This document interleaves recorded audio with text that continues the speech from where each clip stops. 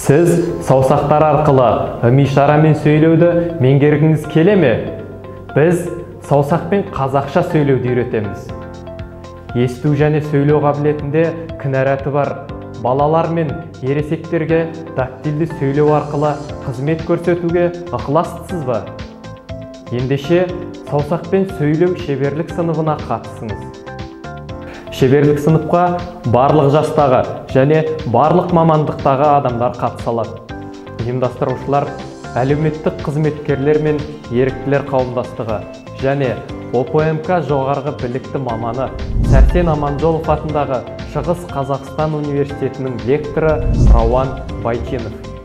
Мекен жайымыз Славский атындағы Ертіс жағалауы 22, Оралхан Дөкей атындағы орталық кітапхана.